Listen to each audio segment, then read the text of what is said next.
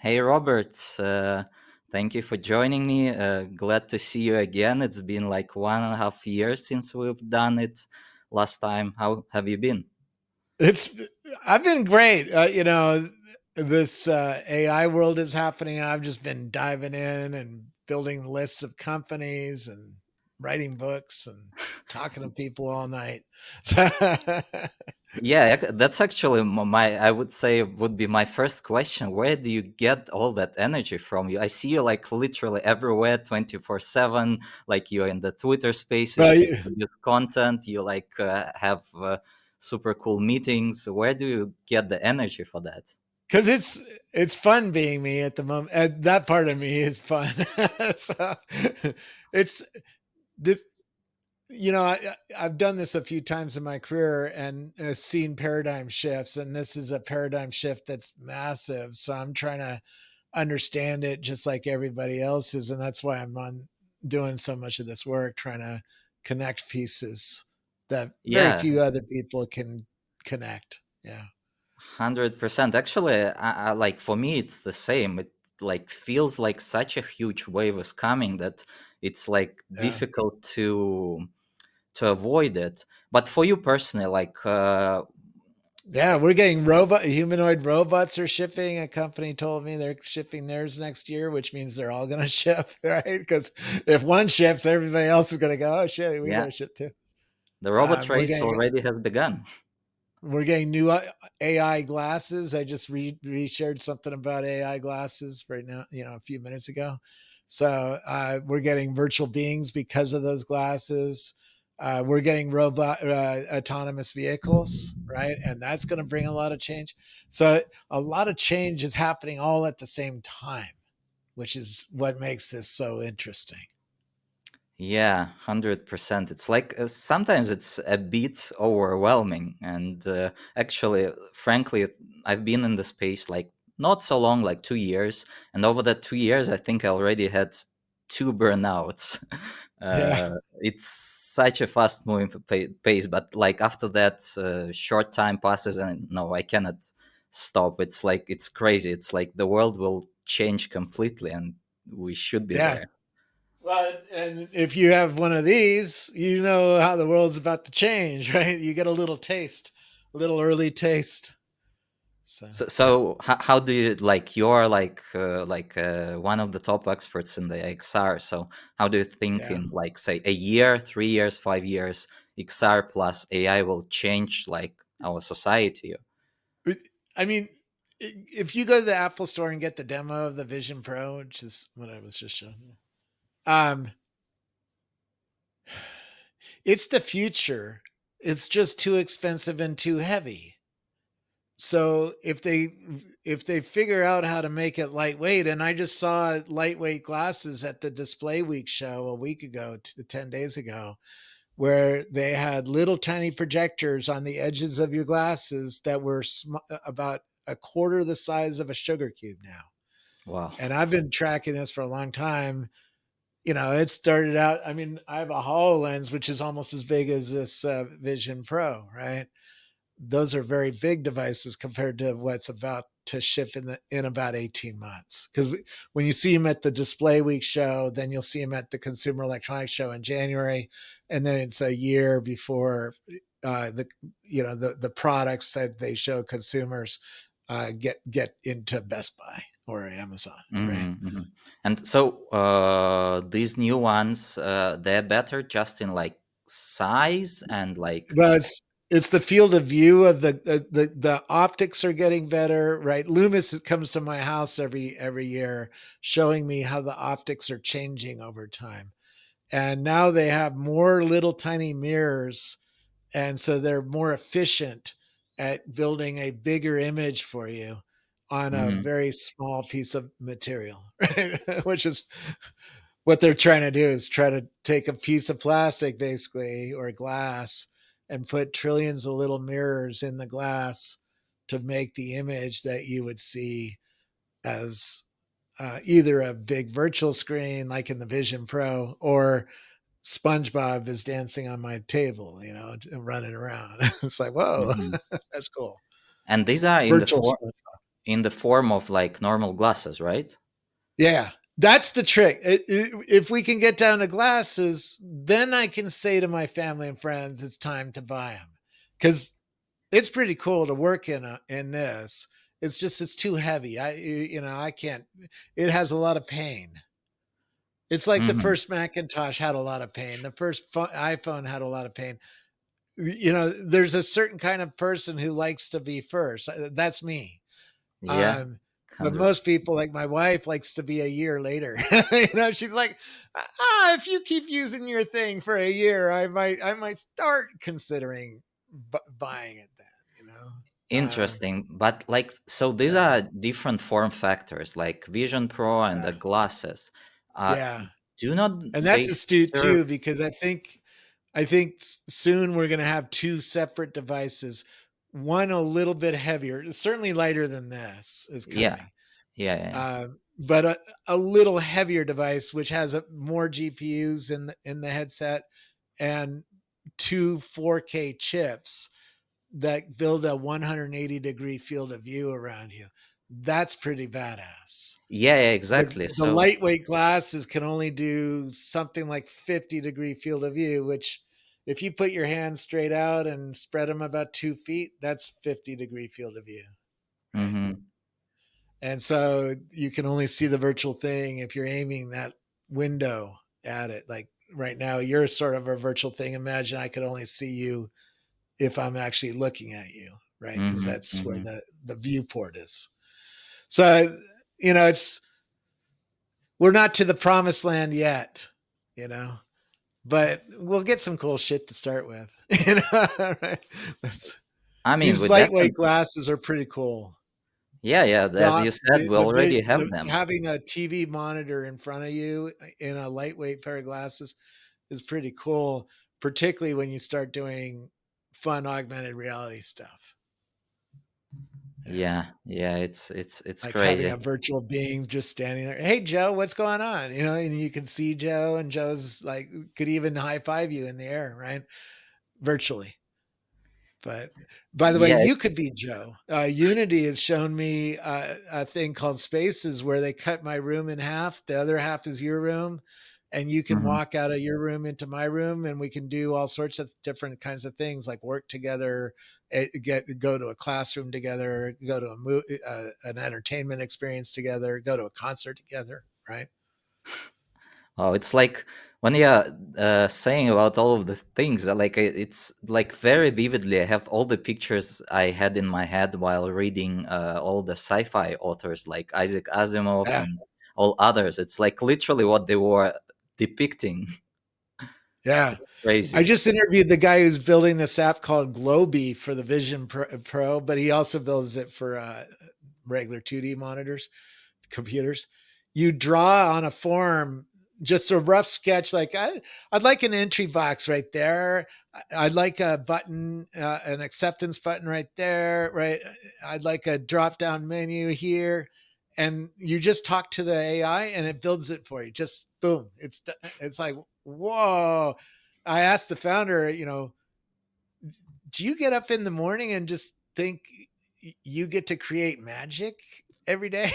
Right? Because to me, that's, I know how it works, but to me, that's magic, right? Where you can do things just by drawing in the air and talking. And all of a sudden you have a web page or you have a piece of software or you have a legal document, right? Or whatever. Yeah, that's crazy. Like sometimes I think like, what if a caveman what was presented was with a computer? Like, what would he feel? But now I'm actually feeling like that caveman. Yeah. Yeah.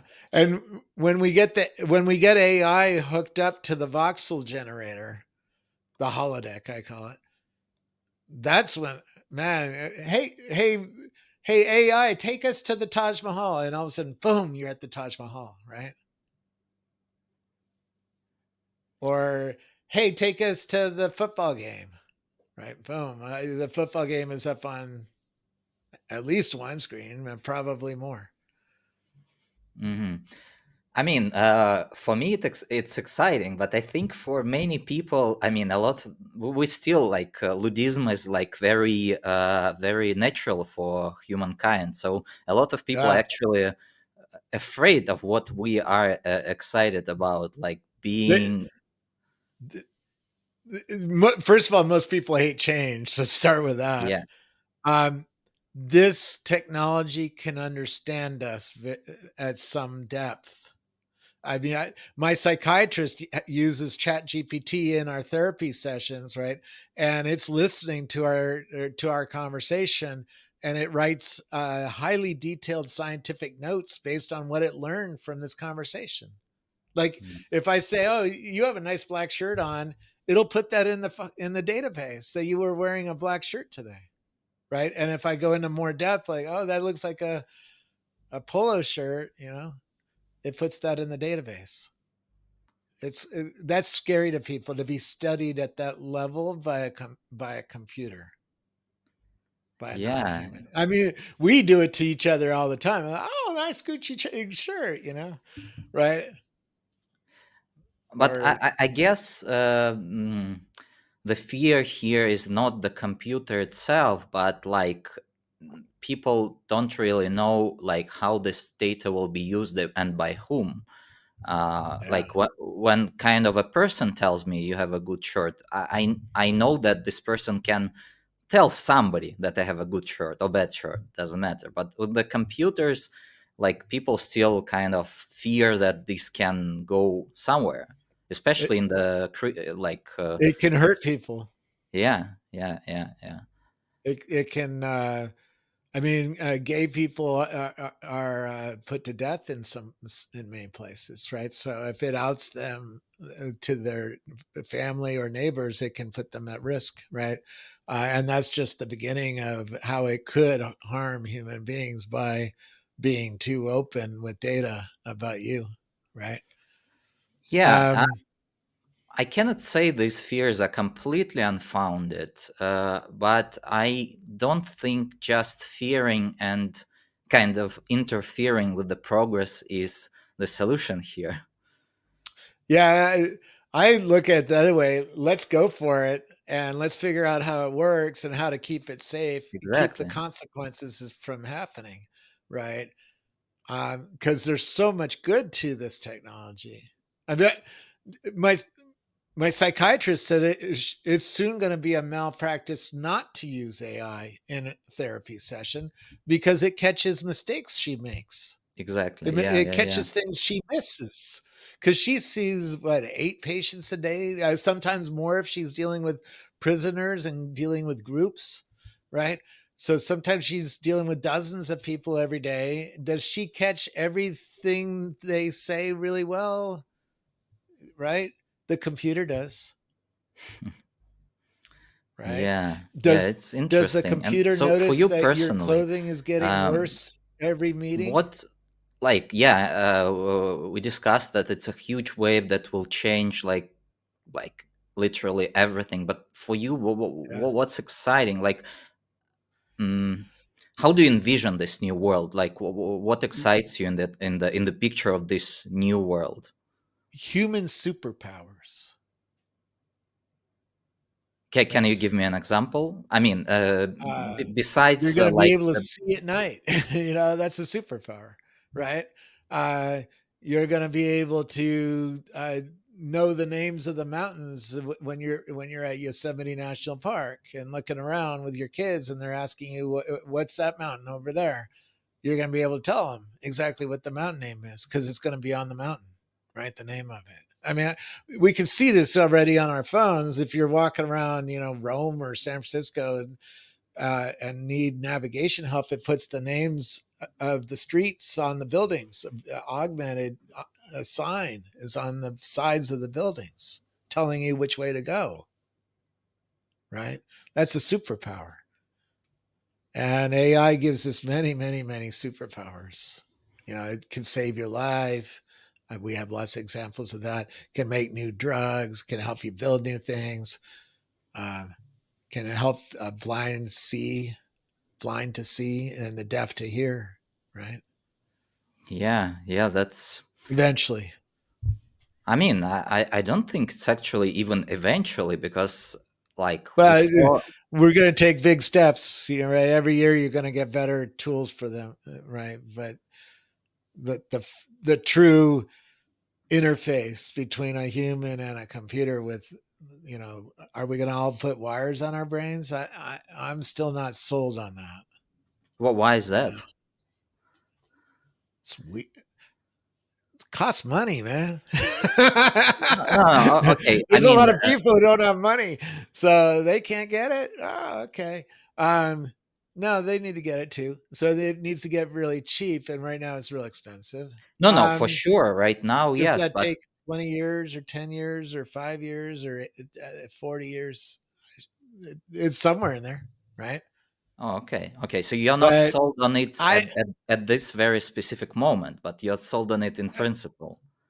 in principle, yes. The other thing is there's a lot of risks with putting wires on the brain, right? The guy who got the wires, he had to sign a contract that said, "I know I could die if I get this surgery." Right? Because it could get in, my brain could get infected and I could have a major problem and see you later. Yeah, yeah, Most people aren't willing to sign that contract, right? Yeah. Are you going to sign that contract?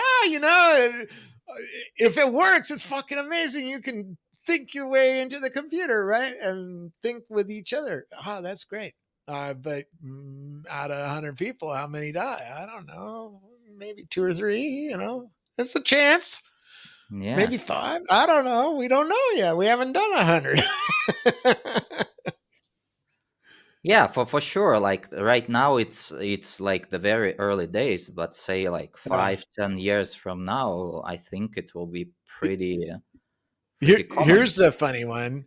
The wires are having problems staying connected. The founder of Cortical Labs, which is putting brain cells on a chip instead of having the chip put on the brain, he says I'm the opposite of Neuralink, which is sort of funny.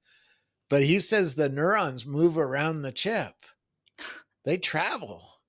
Wow, Right? interesting. So does your neuron start moving around, right, and traveling a little bit? Well, is it pulling away from the wires? This is a new problem to fix. There's so many problems to fix, and we haven't even done the first 100, right? They've only done one, but someday it's going to be really cool. There's other approaches too. There's external only approaches coming, or hybrid approaches where the surgery doesn't actually touch the brain, but uh, does go into the skull, right? Mm-hmm. So it doesn't break the barrier underneath the skull that's protecting the brain. It doesn't have to break that. It just needs to be close to the brain. Mm-hmm. Okay, maybe that's an answer. I don't know. These brain computer interfaces are really fascinating to me. But you know, if I had a spinal injury, I'd sign up for it in a heartbeat, right? Because you can see it dramatically improve that guy's life to have it hooked up. I'm just Yeah, not there yet for yeah. normal Initially, people. initially, it's probably, yeah, for the people who like don't have any other options, but Yeah. they will pave the way for like the others. But here's one. I have a 14-year-old son, and I took him to the Pacific Ocean at sunset. Really beautiful, right? It's hard to beat. You can beat it, but it's hard to beat. I'm like, would you give all this up to be jacked in, to have Neuralink jacked onto your uh, visual nerve, right? Your optic nerve. Oh yeah, Hmm. no problem. He said, told me. He Oh, said he said. I would give all of analog up, and I want you to look at the sunset and understand how beautiful it is, so that when you give it up, you understand what you're giving up, because you're going to have that sunset, but it's going to be a little less quality than, it's sort of like watching the sunset in the Vision Pro, right? It's pretty cool. You got two 4K chips in front of your eyes. It's pretty nice, but it's not quite reality. It's a little bit less, and But you can sense it. Yeah, you can sense it for now, but like again, looking into the future and probably not so distant future, Neil I'm Young not. took me into his studio to prove to me there's always going to be a gap between analog and digital. Always. He let me listen to his music, Harvest Moon, on his 2-inch analog recorder, where the master that he recorded his song in the studio where he recorded it. So it was pretty special. But we went and listened to it at 600 kilohertz per second in digital, which is extraordinarily high resolution to what's playing right now on my Sonos. Right, Sonos is only playing 48 kilohertz per second. So I'm a long way from the high resolution that he could do in his studio, but it wasn't as good as the analog. Hmm. Analog is smooth wave, right? It's has gradations that are going to be hard for digital to recreate, and you'll sense it that it's just not quite the same. It might be really fucking close, right? The gap between digital and reality is going to shrink every year from now on until it's really close, but it's still going to be there and you're going to sense it. Mhm.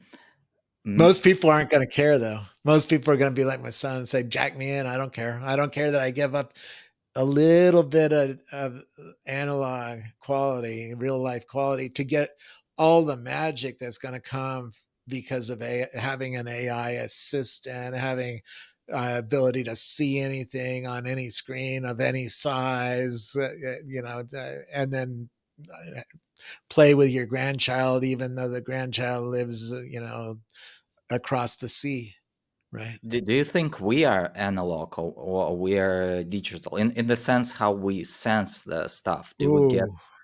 the Well, that analog? gets into a weird. I don't know. On Twitter Spaces every night we argue about consciousness. That'd be a great topic for one of those, because we could probably go for 2 hours. Like, is consciousness digital? Really? Is it? I went on one of those a couple of days ago, and it was very weird. You were discussing the guy who was like an artist, or no, who was a Yeah, musician yeah, who invented AGI. yeah. There's a bunch of weird ideas about what the future is going to look like, but we evolved to experience analog. The real world, as whether you believe God made it or nature made it over millions of years, the real world is analog, and we evolved in that real world to sense it, right? At least most of us did. My friend is blind in one eye, and my son's friend is blind in both eyes, right? So he can't even see the world that was created. He has to sense it in different ways with his ears and his hand, his skin, feeling it. Um, we are a machine. We are a neural network, but we're biological. We're weird compared to a digital computer. We are like I just thought about film. I used to be I've always been into photography, and you get a piece of Tri-X film back in the day, which was a high speed film. You could see the grains Hmm. of silver nitride that did the image, and it was random. Hmm. That's what. That's why there's still artists who love shooting on real film with chemistry rather than do it digitally because the grains are random, and that gives a very pleasing print or viewing experience compared to digital, which is everything is perfect and it's in right. Your grids of pixels, right? If I could actually zoom in and see what the computer is generating, I would see grids of pixels that represent you, right? So,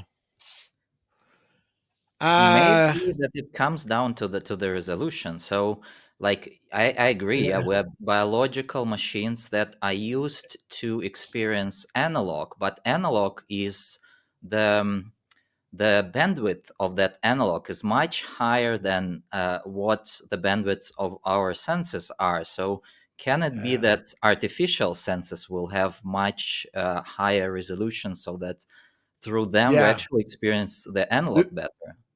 This is why hell with that. Take your iPhone or your Android phone out front at night and look at your street with the Yeah, yeah, camera. yeah. It can see a lot more. Just the camera can see a lot more than you can, right? And we're not even trying to do non-visible stuff and do funny math. No, we're just using the camera. But yeah, you're right that once you add radio, you know, uh, and or other ways to sense things, there's a lot of data there that humans can't see. There's gamma radiation going through you literally right now. You can't see it, you can't feel it. If you had a sensor, you can see it, moving through you, but because they have a sensor at CERN that does that, right? But Hmm. um, I don't know. The computer scientists try to figure out how to do it the cheapest possible way, right? so, so if it's the camera, it'll be the camera. If they can hook up and use like ultra wideband, which is a new radio network, and the radios are really cool because they spit the 3D location of the antenna into the air, right? So if I have a glasses on, I can actually see all the radios in my house if they're uh, ultra wideband, yeah, Hmm. or newer. There's a newer version of ultra wideband called um, So it's uh, definitely will feel different Wi-Fi, not because Wi-Fi. because of Yeah, this fine tuning. We are fine tuned to experience the specific bandwidths of the analog. I mean, through yeah, our bandwidths. So we in yeah, digital will probably. I mean, right now we have much lower resolution most of the cases, lower bandwidth, but later on we'll probably have much higher, which is kind of. Um, may seem better from thinking now, but definitely it will be very different from now because we're evolved for this specific bandwidth. yeah.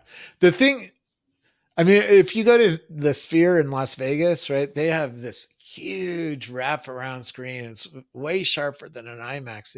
It has some bandwidth, right?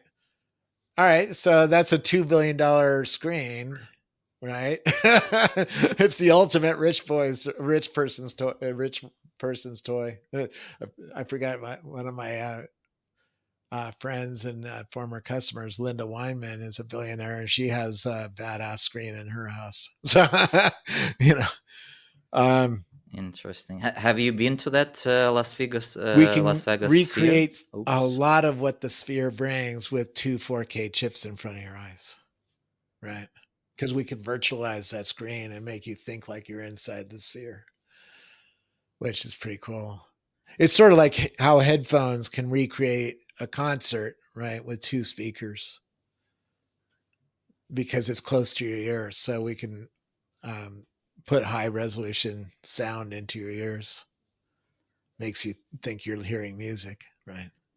Yeah, yeah. What you're really hearing is two pieces of plastic vibrating pretty nicely.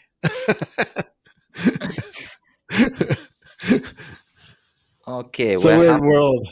we're halfway in. I'll now turn on the streaming. 1 second. Yeah.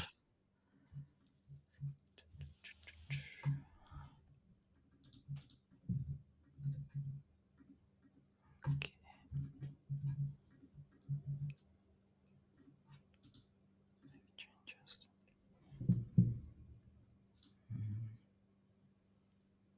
Okay, and we are live. For those who are just joining us, we discussed some pretty interesting philosophical questions related to AI and XR with Robert, and the episode will be available in 1 2 weeks. But now we'll continue here Robert, so we were just talking about like whether experiencing what we experience as humans, like say a beautiful sunset, can be compared to what we experience now in the virtual world and what we will be able to experience later on. So Yeah. Robert is kind of still thinks that it's not comparable. I'm on a slightly different area here, but All right, so I was at Coachella one night, um, and a startup called Doppler Labs gave me some headphones. This was before the AirPods came out. They looked sort of like the AirPods. They blocked the analog, the real world, from getting to your eardrum. They had a microphone, a computer that did some processing, and an amplifier and a speaker, right? That put the music back in your ears. So I was standing in front of $2 million worth of audio gear at Coachella, right? Big wall of speakers, and about the best audio experience you're going to have, unless you have a professional musician in your house or something like that, right? Which is even more badass. Back to analog, right? If you can have the analog, you're going to have the best possible experience. But very few people get to experience music with true analog. First of all, the music is coming off a computer, so even the music on these speakers is digital at some level, a lot. But anyways, I was in the field listening to this music, and I put the headphones in, and the headphones improved the audio because I could turn the audio down on my iPhone. I could turn the bass up. I could turn the bass down. I could change the layout in audio, the 3D layout. So I could put Skrillex, like I used him at a Skrillex concert. I could put him into a church, or I could make him sound really strange, right? Because they're doing a bunch of computer processing. So you put them in it, and it made analog better in a number of different ways, is a good way to put it. What was weird is I took these things out and my mind liked the analog, like the real world. And then I put the headphones back in and it liked the headphones better than the analog. And then I took them out and it liked the analog better than the headphones. And then I put them in and it liked the headphones better. In other words, it likes both. It likes both for different reasons, right? And humans will play with that. yeah, I was like, did you watch the Three Body Problem, which was recently released? No, No. not Uh, yet. It's on my bucket list. Yeah. okay, yeah, it's pretty good. Did you read the book? No. Oh, if you are into science fiction, like it's an absolute must. It's crazy how good it is. Yeah. And Uh, why? um, okay, I'll like besides like a lot of other stuff, I'll give you one specific example. In one of the books of this series, I don't remember which exactly. Uh, the author explains, basically puts you into the higher dimensional space, uh, and you actually understand what it is, because before that I couldn't really imagine, like, yeah, you understand there's another, but potential another like dimensions of the space that Yeah. at least mathematically we know that they exist, but Yeah. you Yeah. cannot really imagine because you are a 3D creature.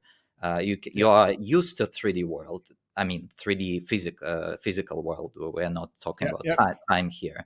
So the author there actually explains that, gives you, puts you into that, like I think it was seven or something like that, seven dimensional space, and you literally feel and understand what's that.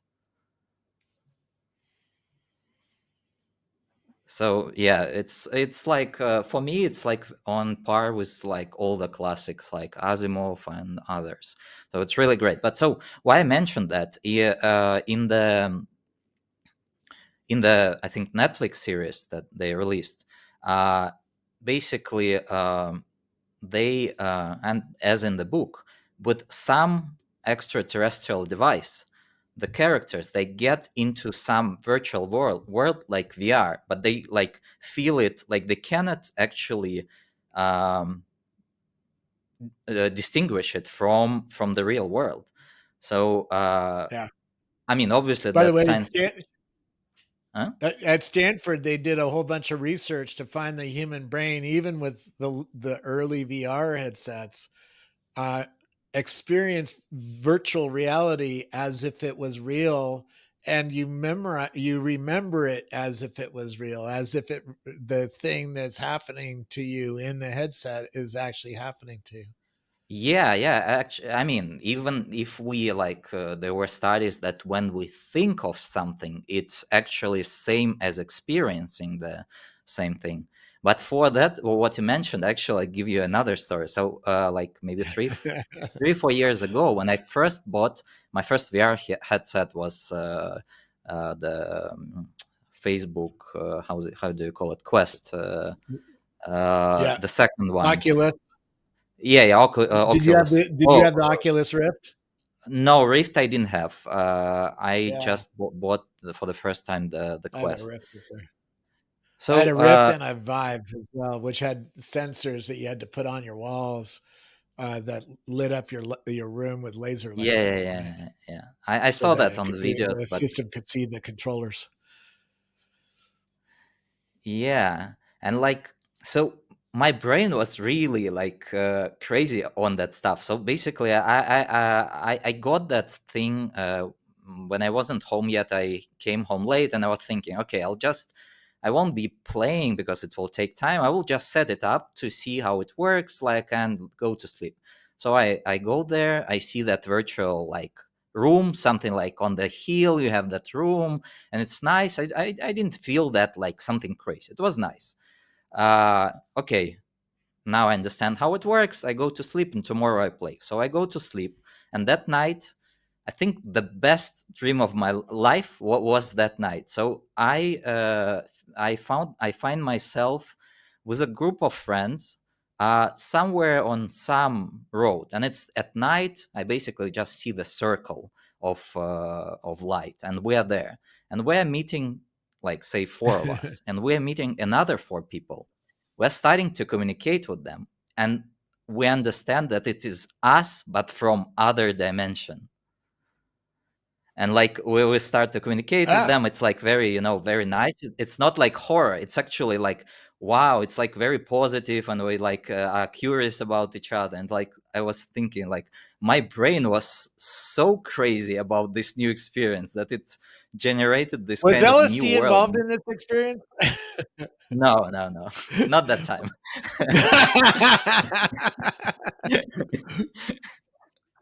Yeah, so it's like it's interesting how our brain reacts Yeah, to such new experiences. yeah. Well, we're with these glasses, we're gonna be able to take people to places and show them things that only rich people could go and see themselves. Like a redwood tree. 30 minutes from me is a 3,000-year-old redwood tree. If I took 8 billion people there, even if I had a magic wand, we would kill the tree, right? We would trample it to death. So the only way to share it with the rest of the world is digitally, right? And get people to be able to see what a redwood tree looks like and feel what it feels like. It's Ansel Adams' son walked me around Yosemite National Park, and he said that was what was driving his dad his entire life. He went to Yosemite with a Kodak box camera that his dad gave him, and the pictures just weren't very good, right? They were very far from reality, right? Hmm. You could sort of see that, oh yeah, there's Yosemite Falls there, but it's blurry, it's black and white, it's small, it didn't have a good exposure. His son told me stuff like that, and so it didn't capture what Ansel felt about Yosemite. And so he just, built a whole bunch of things, innovated, trying to more closely capture reality, right, onto a piece of paper. Um, and now we're about to get much better than he had. Right? Because he only had the ability to print a picture, maybe a 30, something this big, right? And he only had the ability to print mostly black and white in his life. As expert as he was at it, and it's beautiful. And it's a skill that's largely gone now. But what's coming now to let people go places and do things and do them together with other people, you know, like my son lives in New York. Oh, you want to go? Can you turn on your headset and let's go to Yosemite and go for a hike together right now? Right? That's sort of weird, but that's possible now. Right. And Yeah. and we haven't. That's not even really getting AI involved. Well, wait until AI gets involved and you start talking to your holodeck and like, I don't like those green trees. Can you make them all purple, or can you put a bunch of zebras around here? I don't know what you want to do, but whatever you want to do, it's clear that you can make it happen. So, like now, right? I mean, in a pair of glasses, 18 months, maybe sooner for the nerds. Because there's lots of people who are working on this and already have prototypes and all that. Yeah, that's I mean, that's definitely very exciting for geeks like us, but again, people Oh, like I wait until you show people you can go to a NASCAR race in the glasses. Oh, you're going to sell another $1,000 pair. yeah, yeah, but I mean, Or see the football field in a whole new way. so my point is there is still a lot of anxiety about all these technologies, AI, Oh, XR, and like it's um, a privacy sucking thing. It's going to suck every bit of privacy. And, and the privacy that's still left after the glasses get done, the robot's going to get the rest, including your sex toys. uh, do you think Because you're going to it's say the solvable? robot, hey, robot, clean my house. It's going to go through all your drawers, organize it, clean it. Oh, it's going to find your sex toys eventually. And what is it doing? It has cameras on it, imaging. It's hooked up to the internet. It knows Amazon already sells all the toys you have and can tell you all about them. It could even tell you, hey, did you know there's a new one? That would be freaky, right? And Uh, that's why they don't do it, because it freaks people out. Google's head of AI told me they have so much data on people they could freak us out in a number of different ways, and they just are very careful not to do that.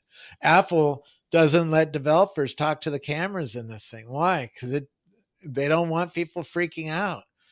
If they if they turned all the cameras on, we would get a lot of cool shit, but you just give it all your privacy, right? And mm, mm, at least 30% of people are not ready to give up their privacy. Probably more when you actually start more. explaining. Well, they haven't seen the benefits. Let's see a proper. Here's the benefits and here's your privacy. Which one do you want? you know? Yeah, but I agree. These fears are not completely unfounded. So No, do you no, think I'm there is running an AI on my laptop. I'm not running it right now, but I usually am during meetings like this. And it records. Well, it used to record the screen. Now it's pulling back from that, but it records the audio. It Mm-hmm, transcribes it. It summarizes it, and then it writes me notes about it. Like, oh, Tony and you talked about some tasks, or Tony and you, right, needed to decide on some legal document or something. yeah, I don't yeah, know. yeah, yeah. I mean, this is super useful. Uh, Yeah, but again, to the it's to very the useful a week later when you're trying to remember what you talked about with Tony. and this is kind of I would say in most of the cases pretty harmless. I mean, you can choose what you are putting there. Like you're not putting there like very critical business conversations, stuff like that. I do, and it's really good.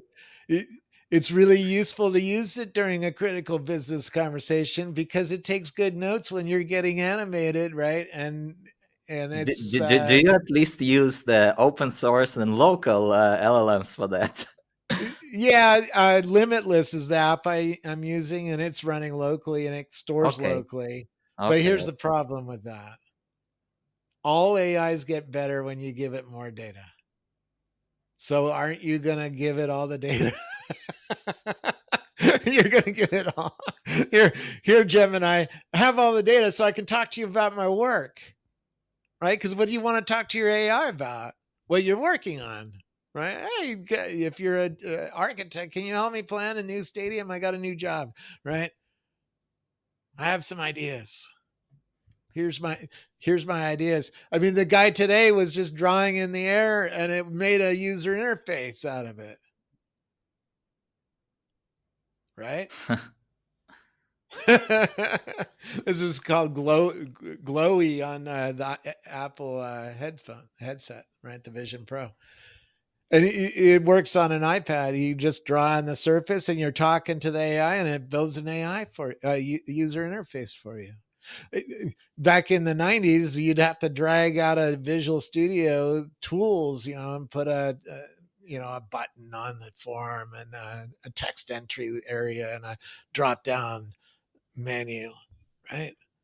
Yeah, Or yeah. What's a like I chart remember. or a grid or whatever you want to put into your user interface.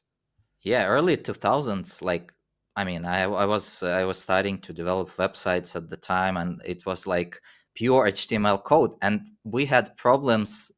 I mean, we don't have now. Like, you had like Yeah. maybe 5, 10 browsers, and like they were all completely different. You needed like the different HTML for every different browser.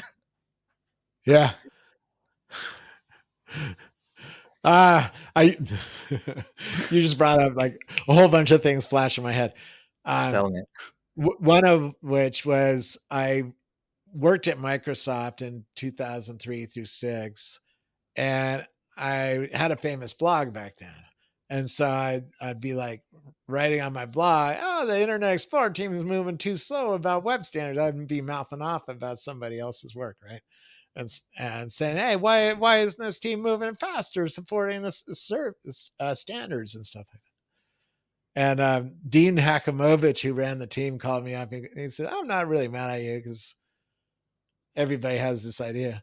But I wanted to explain the constituents that I have to deal with, right? And he went through the customers that they have to talk with, and some customer who buys $100 million worth of this stuff is asking for a feature, and then this guy over or this person over here is asking for another feature, and then bombers look asking for another feature, and this team doesn't want to do the feature, and a lot of constituents to satisfy, and a lot of meetings, and that's why big companies move so freaking slow. Sometimes takes them a long time to figure it all out. Hmm.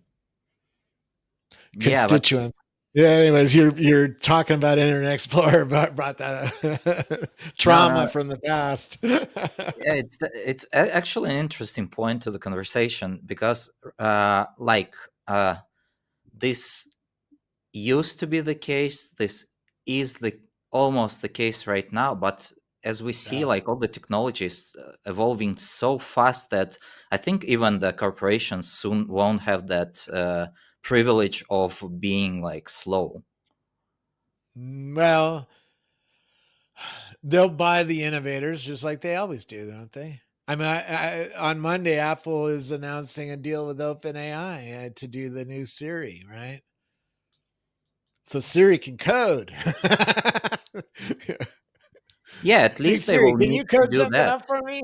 Oh, sure, no problem. I got OpenAI at the back end waiting for your prompts.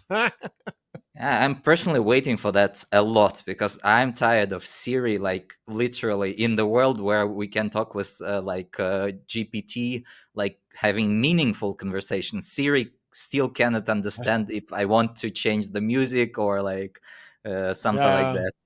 it's worse. Here's one. You drive into a city, right? And you park your car. It knows where you parked. Your phone does. Your iPhone, right?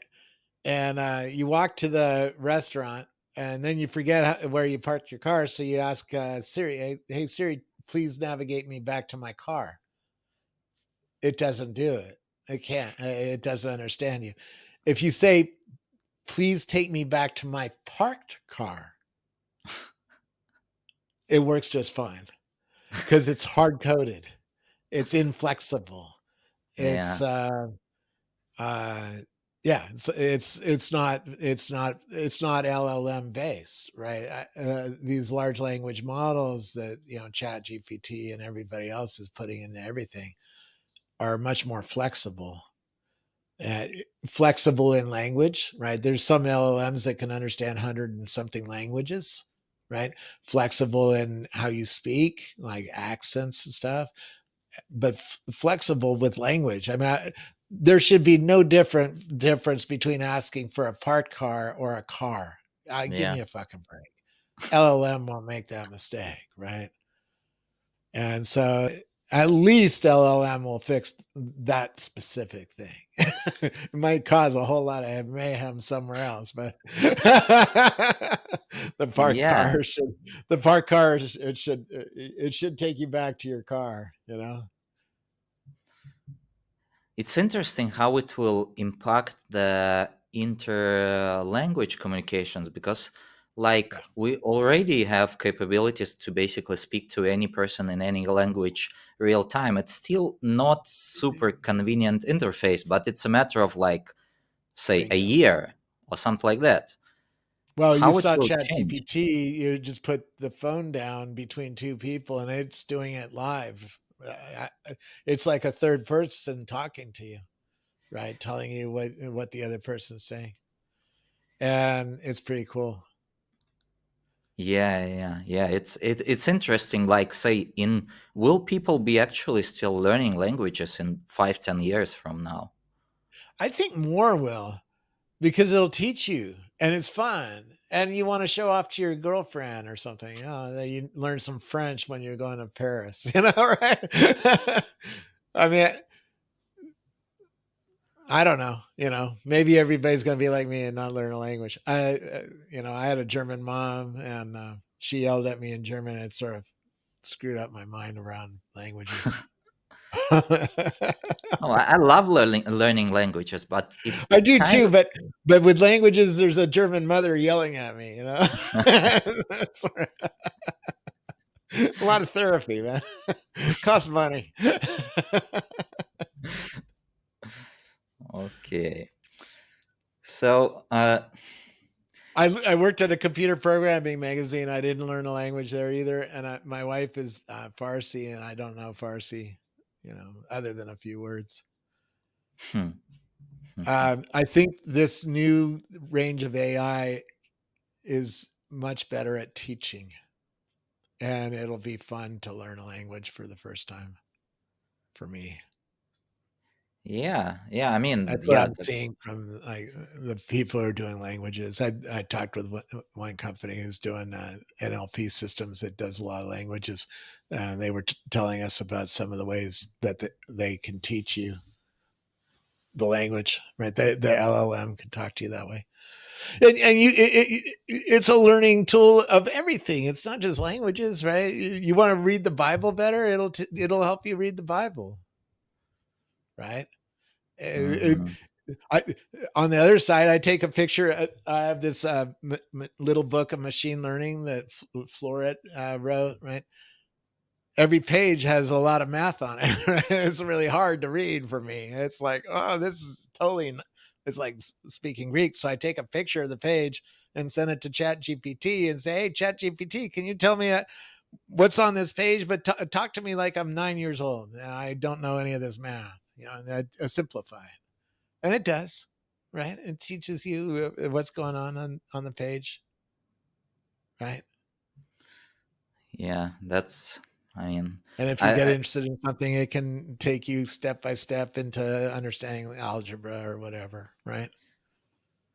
I think we're still cannot completely kind of comprehend like how how it will change the stuff. I mean, even us who are like Everything. hands-on in that stuff, I think like it's hard to imagine.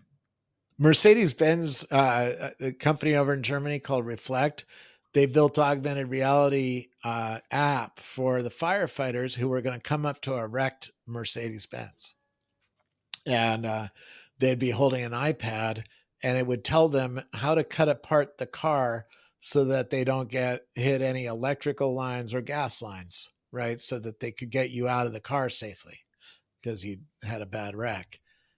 They have it for every model for the last 30 years, and it tells them in real time how to do it, right? And the same company also teaches you how to take apart electrical engines this way, step by step by step, right? Augmented reality in the glasses. So won't the AI be able to talk to you this way and help you? Like if you have a problem with your washing machine, you'll be wearing the glasses. Hey, glasses, help me out with this washing machine. I see a stupid code. It doesn't work. Oh, that's a code blinking EE. That means your pump is clogged. Oh, we can help you take apart the washing machine and go step by step and fix the problem. Right? YouTube does already. It's just a lot of steps to figure it all out, right? You have to put the code into Google and see if there's a YouTube video or something like that, right? That'll teach you about it. And then you have to find the right one because it's a pain in the ass. It takes a long time. But the answer's there. Somebody did a video on it and it's pretty cool. Well, the Yeah, AI could watch the whole video and then put augmented reality on top of the washing machine based on the video that it learned from. It watched all of them in a couple minutes.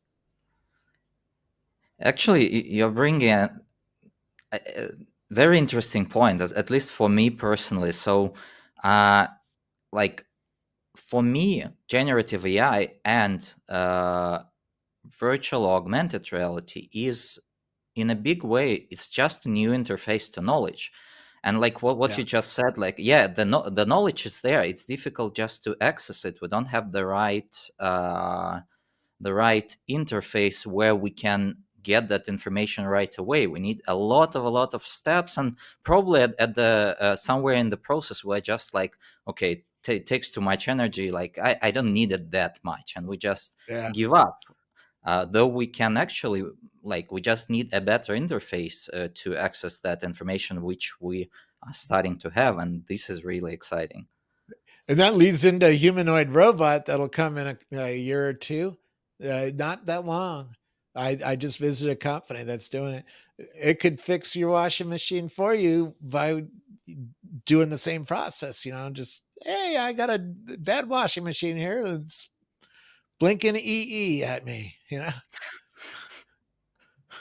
Isn't that a prompt? I mean, right? You talk to an AI like I bet if I asked Chat GPT if I give it enough data about my washing machine and I told it it was blinking EE, it would say, "Oh, yeah, I should do this." Right?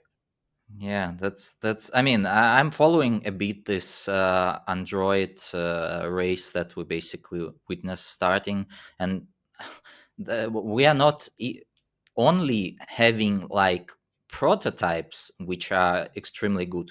We're starting to get. There was a, I think, Chinese company who released a robot who is like $15,000. It's like Yeah. a full Android, like really doing a lot of stuff that is $15,000. It's almost already a mainstream price. It's getting close. I Yeah, I might be able to put $15,000 down, and there's a lot of people who could, yeah, right? yeah, yeah. And I mean, and My brother I wants to think pay 100 for 3 of them, 100,000, right? Because he has a bar and he sees a need for at least one to be in the bar. But yeah, yeah, okay. I know, Robert. It's late for you. now The question. I'm asking Chat GPT about what does a blinking EE sign on an LED display on a washing machine usually mean? I like anytime, this is one thing I like doing with AI, just anytime your brain has a brain fart, I put it in there and see what it says. Cause you'll always learn something about it. You'll learn it sucks at the thing you're thinking about, or here it says, um, usually indicates an error or a fault condition. Yeah, dummy. The exact meaning can vary depending on the make and model of the washing machine. You heard some common interpretations: electrical error, sensor error, door error, water level error, right? And it's best to consult the user manual or contact the manufacturer's customer service. Well, if I give it a specific name of a specific machine, it would give me a completely different answer, right?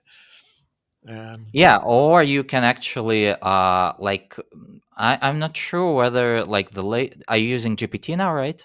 yeah, yeah, yeah. So I'm not sure if Desktop for app. or has is searching for information already online or not. Is it? It doesn't look like it there, but I think if I prompted it to, Yeah, it yeah, might yeah. do the lookup because I know I've talked to it about other things like Supercuts hours, and it goes to 3 separate websites and grabs a whole bunch of information, comes Mm-hmm. back, and then decides what to show me. Right.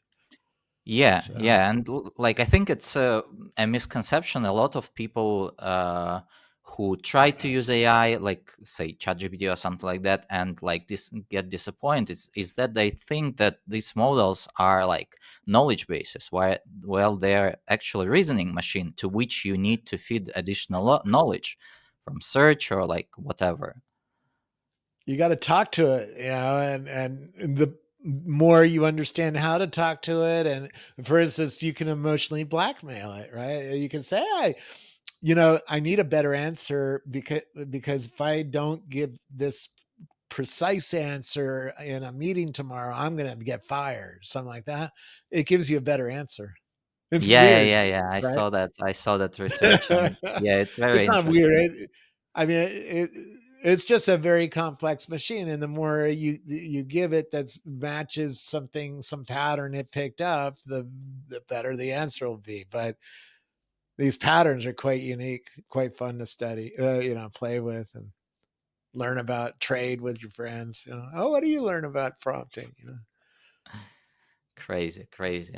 Yeah, yeah. If you Uh, go to hackathons, the hackers all have scripts that they, like they use on on a lot of things, right?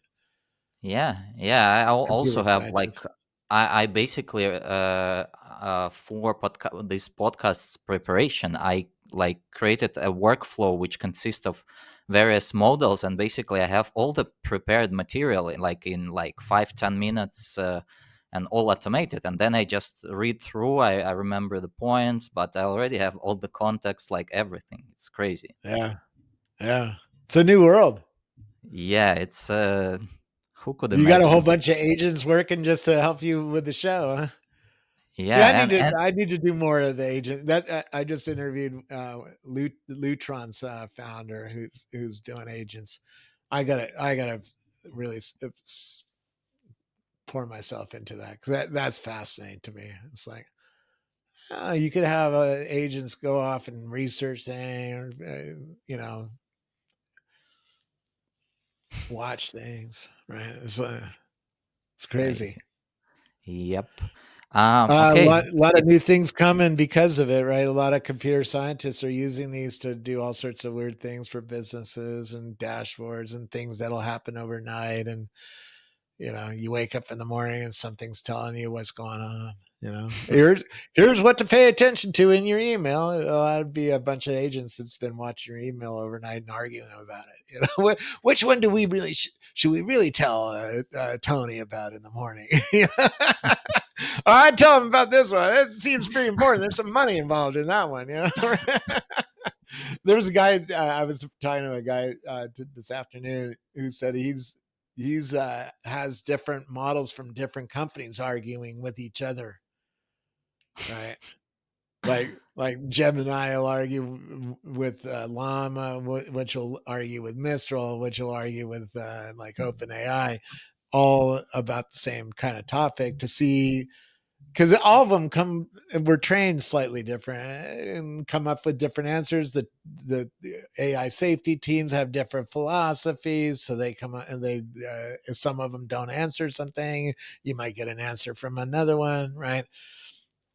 So having a bunch of them all arguing gives you a little bit more diversity and knowledge that at least it's not a individual model that's hallucinating, and it must be hallucinated across all of them.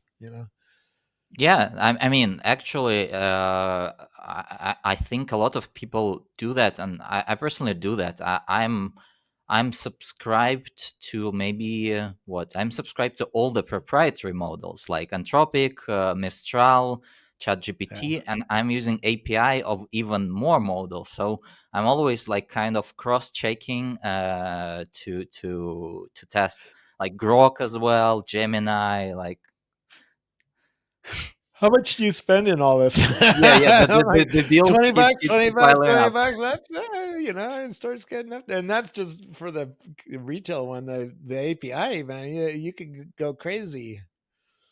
Yeah, but I mean, still, Uh, if you few aren't cents here, a few doing cents that there, for it adds up. your like kind of personal stuff, like even Yeah, content creation stuff like that, if you are not doing it on a business level, it's still like maybe a few $100 a month on like to have like literally everything, like everything you can imagine.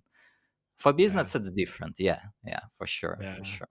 Then if you spend all night getting art out of Midjourney, you got to pay them.